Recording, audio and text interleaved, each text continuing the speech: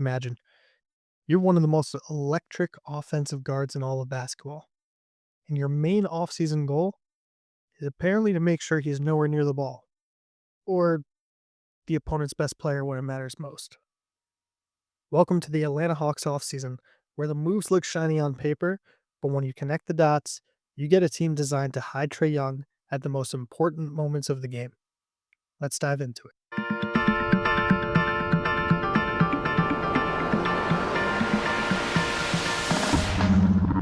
The Hawks made defense a priority this offseason.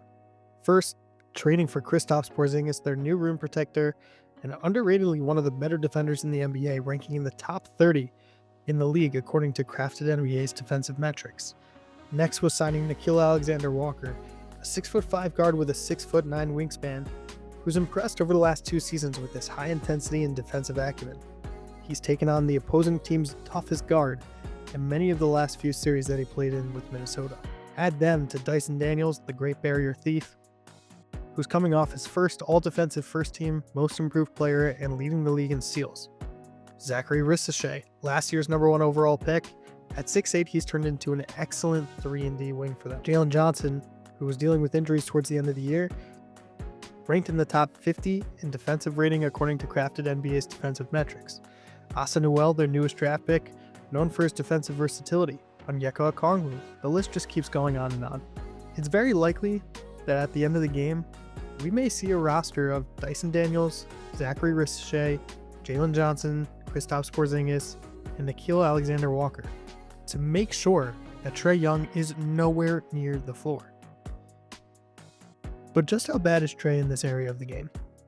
Trae's defensive box plus minus was minus 2.7. What does that mean? He was literally the worst rated defender in the entire NBA.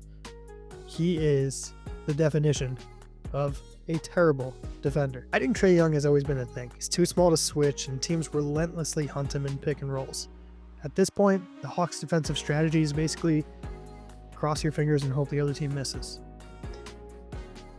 The issue is, offensively, he led the NBA in points accounted for between his scoring and assists. Now, with all of the defensive help that they've brought on, Trae may never even see the floor at the end of the game. What do you think?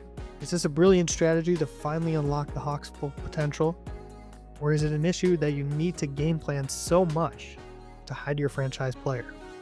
If you're a Hawks fan, drop a comment with your confidence level. And if you're rooting for another team, let us know how many points you expect to score on Trae this year.